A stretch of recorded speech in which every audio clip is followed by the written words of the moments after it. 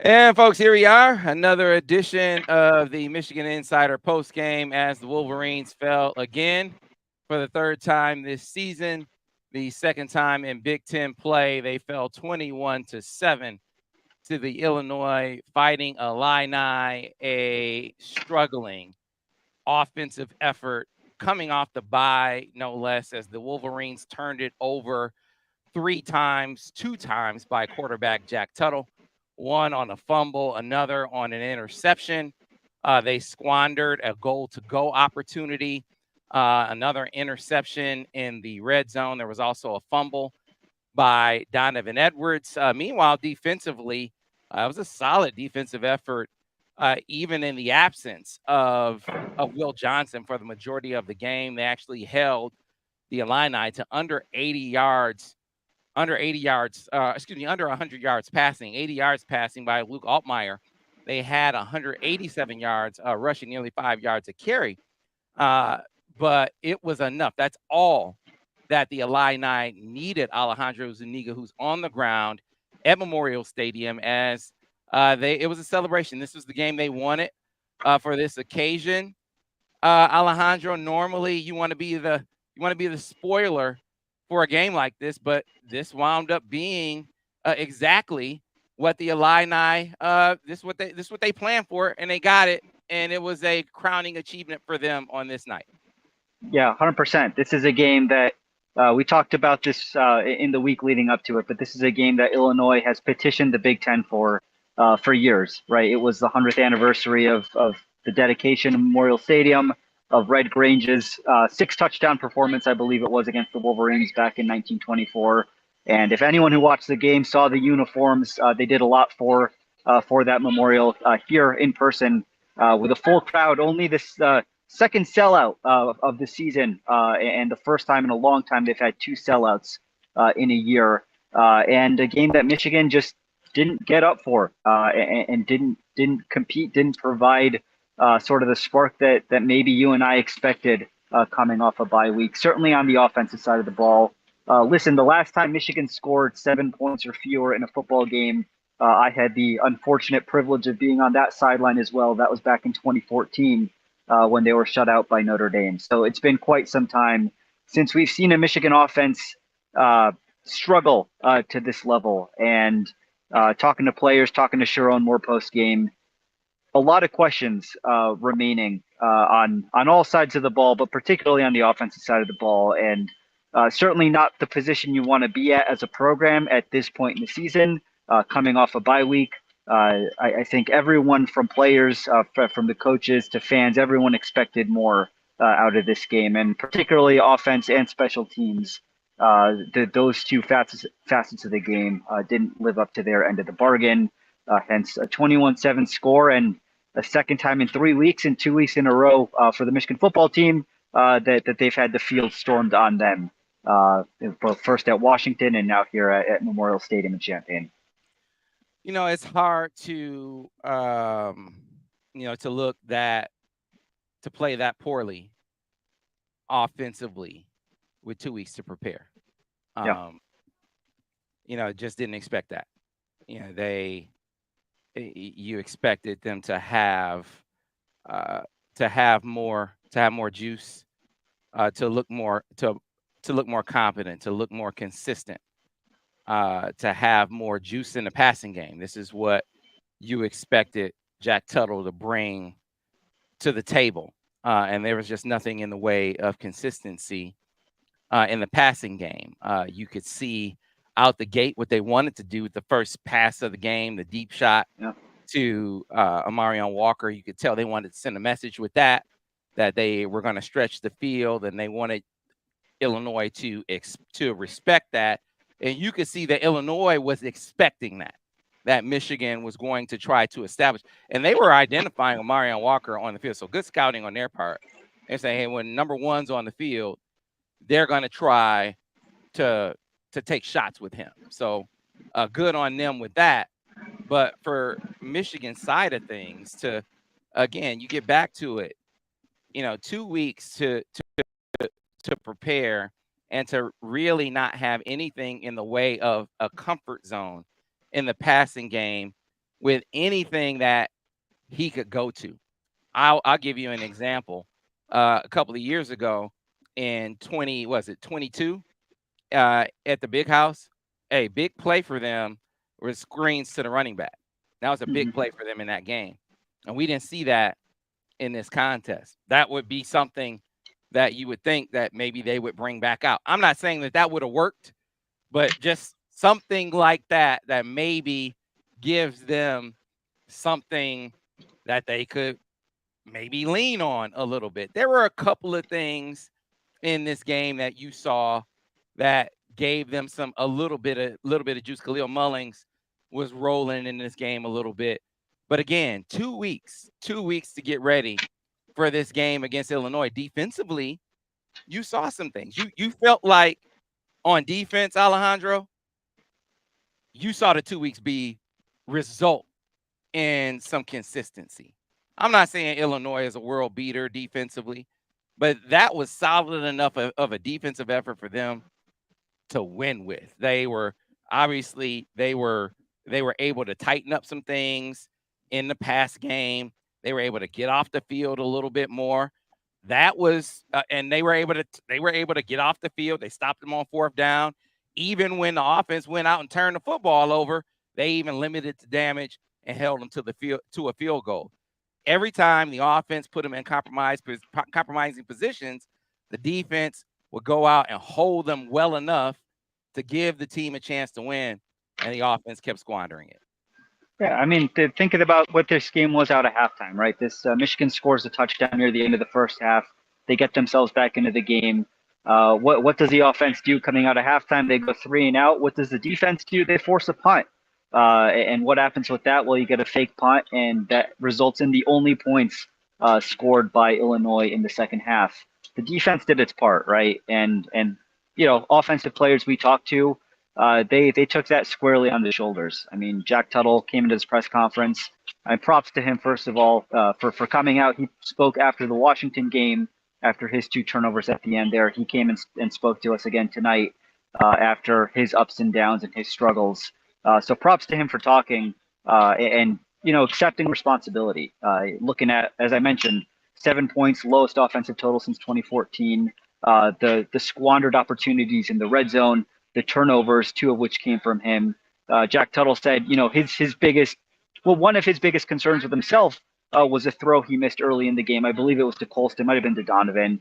But he said the missed throws that he had were, and I quote him, he said it was embarrassing and it was unacceptable.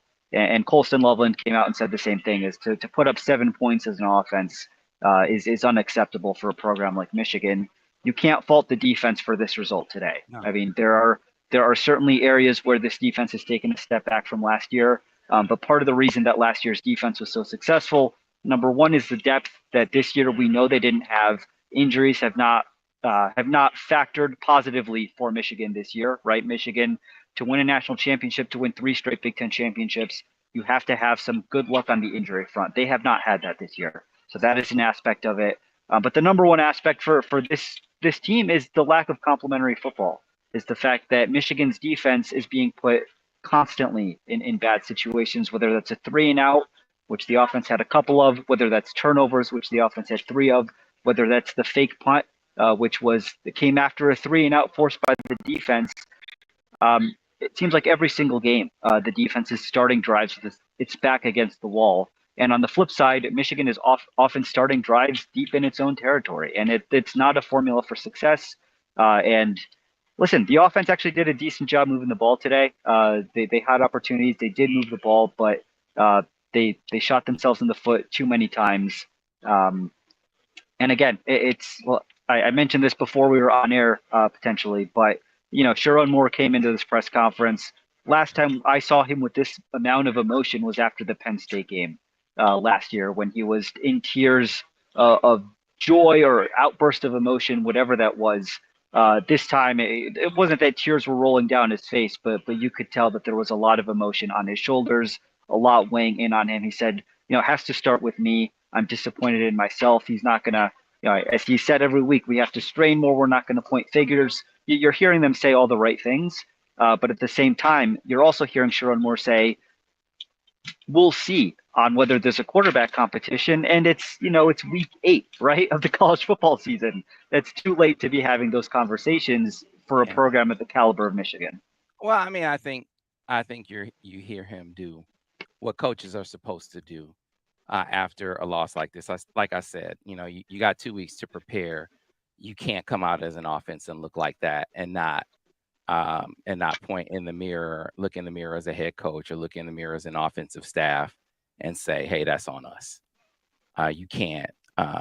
You can't look at the defensive side of the ball. You can't look at the defensive players and not say and not put it on yourself. You gotta play better than that. You gotta coach better than that, and put forth a better effort than they put forth on that side of the ball. That's just all there is to it.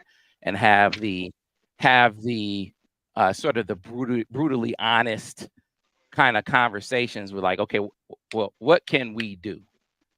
What can we do that gives us a better chance? Why did we come out and have an even worse effort in this game than we had in the Washington game with 2 weeks to prepare? Granted, this is a better defense than we saw at Washington, so you got to take that into account. But you still had 2 weeks to prepare, and you look at the difference in quarterbacks and why were the turnovers different. I mean, I think the fumble was very much the same, but the 2 interceptions, and I count the interception that was taken off the board, Yeah. which was fortunate. Yes. But the 2 interceptions were very similar in what they looked like. Where to me it looked like he just didn't see the guy, which is very different from the kind of interceptions that we saw Davis throw. Like when Davis threw his interceptions, Davis's interceptions were more. I think Davis was. I'm gonna try to. I'm gonna take a shot. I'm gonna try to make something happen on this play. It wasn't when Davis threw interceptions. It wasn't. I don't see the coverage. To me, watching him play, it was. I see what's going on. I'm gonna try to make something happen. I'm gonna try to squeeze this in there. I'm gonna try to make this throw. I'm gonna try to. I'm gonna try to do the Superman thing. That's what that was the difference with Davis. With with Alex, I think Alex was just being cautious. He wasn't making turnovers. I think with with with Jack, it just looked like he's not seeing it. I mean, not I don't know that one is worse than the other, Alejandro. It's all bad at the end of the day. How do you coach around that? I mean, that's for them to figure out. Are there things that you can do as a coach to to gimmick it? I mean, can you put in some trickeration, some trick plays? Can you throw in some more? He seemed comfortable with a few RPOs in there. I mean, can you throw a few more screens in there to maybe take advantage of how they were coming after him? Because man, when the pressure got in there, it came screaming through. Can you throw a few screens in there to help them out a little bit? Something that we never see Michigan do. Can you do a little tempo in there from time to time? I know that's completely off outside of their DNA, but I mean, at this point, nothing's really working. Yeah. So No, they it's it. they gotta try to game the system a little bit to try to jumpstart this offense in ways that they haven't tried yet because everything that they tried to this point, Alejandro, just hadn't worked. Yeah, I mean, you can understand that it's a difficult situation because you start with the offensive line. It's an all new offensive line. It's an offensive line that has been reshuffled now 3 or 4 times throughout the first half and a little bit of the season. It's new quarterbacks that you're breaking in, whether that's 1 to 3 of them. It's new quarterbacks. It's wide receivers that, for the most part, aren't uh, outside of maybe a Morian Walker today, and you maybe see what they did with Colston Loveland, where they got him one-on-one with the linebacker a couple times. They converted that long fourth down, throwing it up to Colston when they got him in a one-on-one situation, but they don't have the wide receiver playmakers that necessarily test the defense or have proven to test the defense at this point. So you understand where the pieces of the puzzle aren't necessarily fitting together. I mean, at this point, though, and at this point in the season, as as Colson Loveland flat out said, listen, the college football playoff at this point is off the table for us. So if you're a Michigan program looking at the bigger picture, it's what did Michigan see in itself that they thought that this was the right option for this year? And again, it's the coaches looking at themselves in the mirror and thinking, okay, this is what we expected out of this year. They can't have expected 4-3. They can't have expected 7 points on the road against an Illinois team that allowed, was it 49 to Purdue last week? That's not what you expect out of Michigan, and that can't be what they expected out of the season. So it's what do you have to do in this offseason, right? What do you have to do with the remaining weeks of this season? And then what do you do with the upcoming offseason? Because this is a coaching staff that they have a bit of potentially a longer runway you'd expect coming off a national championship. It's an athletic director who nominated this coach, hired this coach. So you expect that this isn't a program that's about to be blown up again this offseason. But it's what sort of questions do you have to ask of yourself as a staff, and Yeah. what sort of conversations do you have to make sure that this doesn't happen again next year? Yeah, I mean, look, you can Monday morning quarterback it. I think it was obviously a mistake to not look in the port before you get to the position of looking for a new coach. It was a mistake to not be looking in the portal for a quarterback. That was a mistake. They should have been looking in the portal for a quarterback. I mean, I'll go back to the Dante Moore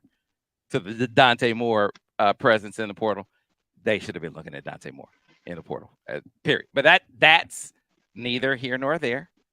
Sure. That is waterway. It's not here. He's That's not here. We'll tell you that that's much. that's a waterway under the bridge at this point. And so now it's what you do. Like Ben just put on the screen, like use what you have. Like I agree with look, it, the weapons that you have, like screens to Donovan, the Donovan Edwards package. You saw some things where they brought him in motion and they hit him with a sweep, or maybe that was, or was that they hit? I think they hit, and that might have been Colston that they got him on a sweep. But things They like did. that Yep. with Donovan, or Donovan more, definitely more Donovan Edwards plays, chess piece plays. I think that is something to explore. That is absolutely something to explore.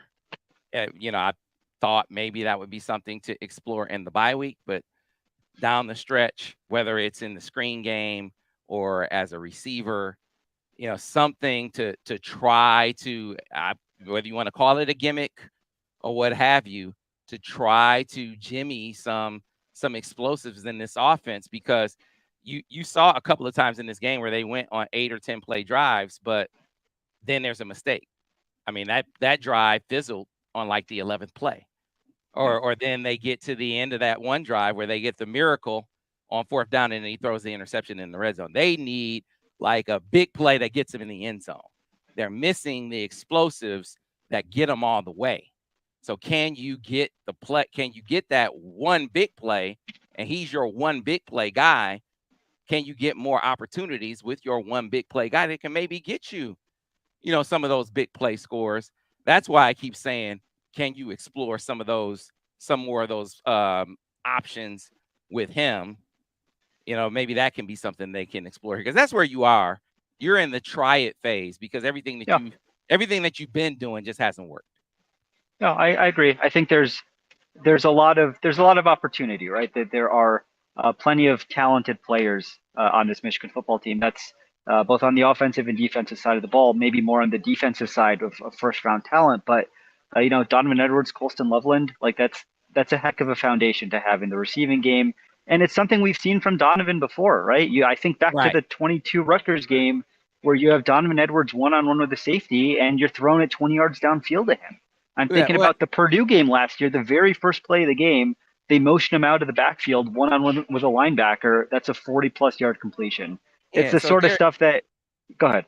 yeah, Derek Jefferson says Donovan Edwards, why he's done nothing. Played the freshman Jaden. Why? Because no one on this offensive roster can do what he can do. No one. You don't have a single guy who can go 80. So unless you can manufacture someone else who you can give it to and that can go 80 in a play, then you need to be giving him some touches that can, in one snap of the finger, kind of erase some of these issues that you've been having. That's what I'm talking about. This is a guy that just one time he can all of a sudden fix some of these things you have. I'm not saying he's going to fix every problem you have, but you don't have any explosive plays on the season, not a single one. So that Colston Loveland 4th down catch was the longest Michigan pass play of the year. I believe that was 29 yards. Of the year. That's your longest play of the year. So I'm saying, hey, why not give this guy a couple of more touches? Figure out a way to give him a couple of more touches. Your most explosive player, since all these other plays that you're doing haven't been giving you any explosive plays. Give him 5 or 6 more touches in the pass game. So when we're talking touches, I'm not necessarily talking carries.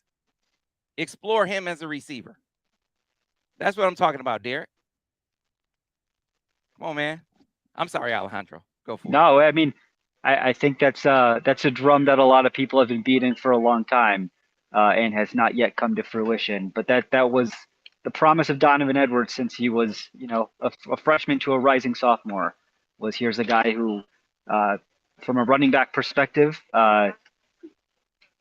is maybe he's not Kalel Mullings on between the tackles in terms of physicality. In terms of certain run plays, I know he's more suited to some than others, but he's a guy who you can line up in different situations and create mismatches. And I feel like the offensive staff hasn't necessarily done as much as it could to create those mismatches this year. Yeah, and let's not talk about perfect solutions. Let's not talk about good solutions. Let's just talk about okay solutions. You talked about one explosive play on the season. Let's talk about a few explosive plays. Can we talk about them getting a few explosive plays? Let's go from one to a few. Not a bunch. So this is not me saying let's in one fell swoop, he's gonna, if you get a package for him, he's all of a sudden gonna be the solution and they're gonna have explosive plays every week. Like, okay, maybe they could go from having one in 7 games to in the final 5 games of the season, maybe they could have a few. After having one in 7 games. I can't believe I'm saying that. But that's where we are, Alejandro. So yeah, it's a tough hill to climb when you look at this schedule they have left, because you got Oregon, Indiana looks like a beast. 56 points today. Michigan State is not going to be a pushover. I mean, you got some steep hill. You got some teams that you got to score some points against coming up, right? Yeah, absolutely. And this is it's a tenuous situation for a young staff in a lot of ways, right? This is a first-time head coach, a lot of younger coaches along this, within this Michigan football program, and players who are playing for a team that is fallen far below expectations. So it's a major test, not only from the football perspective, but from a psychological perspective, from a team motivation perspective, from a program culture perspective. That's something that Sharon Moore has preached since day one, is the culture of the Michigan football program. And that's very easy to do when you're reigning national champions and you can say smash and you've got all this energy behind you because of what the program has just accomplished. It is a lot harder. It's a bigger test of who you are as a coach and what you are as a program when you're in a situation like this one, where you are 4-3 and have, you have Michigan State, you have Oregon, you have Ohio State, you have Indiana in Northwestern staring down, the back end of a season that could turn a lot more south than it already has, quite honestly.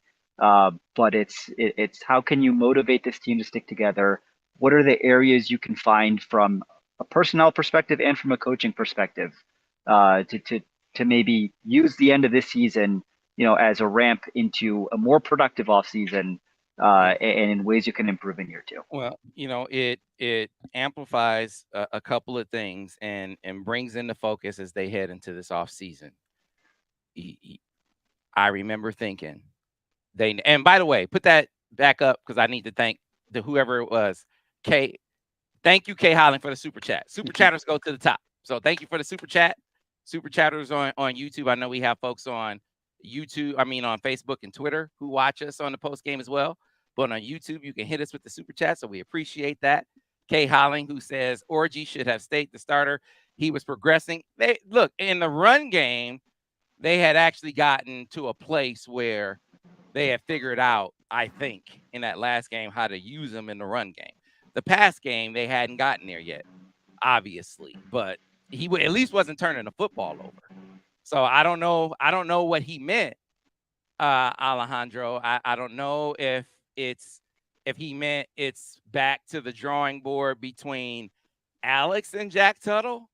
I don't know if he meant back to the drawing board between Davis too and Jack and Alex. I don't know if he meant, okay, well, now he's looking at Jay. I don't know. He did mention 4 quarterbacks, and they don't want to have 4 quarterbacks in the season. So take that for what you will. But the question was asked of him twice because he wasn't necessarily clear the first time with his answer. But the clarification answer about whether or not there will be a quarterback competition moving forward this week was we'll see, and that they like the things that Jack Tuttle can bring to the table, but that you can't have the turnovers that they have had with him at quarterback. So take that for what you will.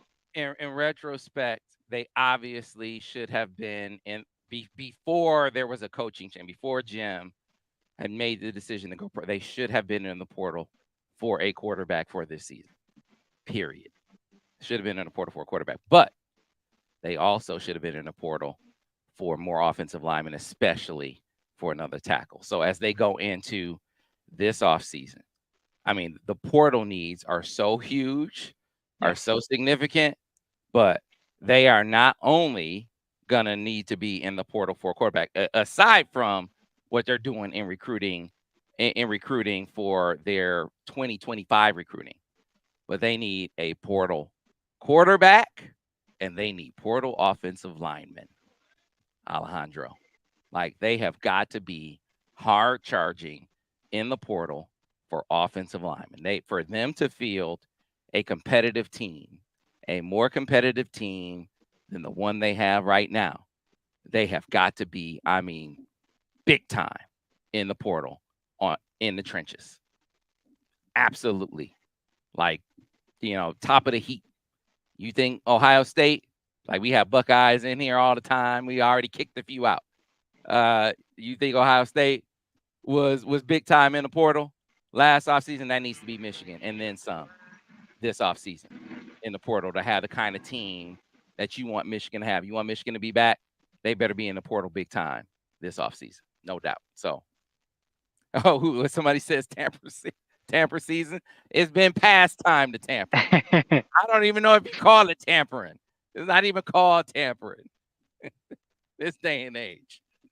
It's recruiting, as far as I'm concerned. So that's the brass tacks of it. But yeah, they got some serious stock to be taking as they return home. Kudos to whatever they worked on defensive. It's not like they were perfect defensively. But they were able to tighten some things up. They tightened some things up. They were better. They need to continue. Hopefully they can get some health. Hopefully it's not too bad. You get an update on Will in the post game? Sharon said it was something he's been working through, and that he'd have no further comment at this time. Okay, so hopefully that's not too bad. Hopefully they can get Rayshawn back.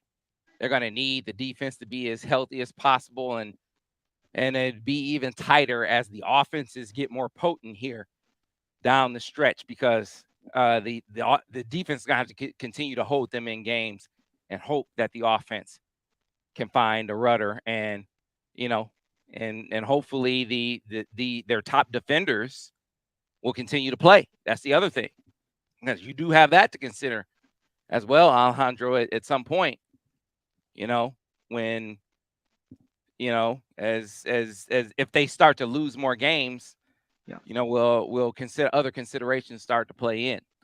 There will be those considerations to start thinking about. So we'll cross that bridge when we get there. For now, drive safe, my friend. Thank you Drive very safe. much. And hey, basketball exhibition tomorrow evening at LCA. I'll see most of Absolutely. you there. Absolutely. Until then, thanks for watching another Michigan post game. Keep it locked over on the Michigan Insider. We are keeping track of all the recruiting twists and turns as Michigan, they're working feverishly on the recruiting trail. We have been watching very, very closely, very intently for some very fierce recruiting efforts that the Wolverines are putting forth. And so, keep it locked over on the MichiganInsider.com. All right. Keep it locked. Hopefully everything they're doing aren't squandering those efforts. hopefully, hopefully they aren't reversing those trends, because those trends are actually going pretty well. Hopefully they aren't undoing all the work they're doing over on that side of things. So we'll keep you posted on that over on the MichiganInsider.com. Until then, we'll see you next time on the next edition of the Michigan Insider Postgame.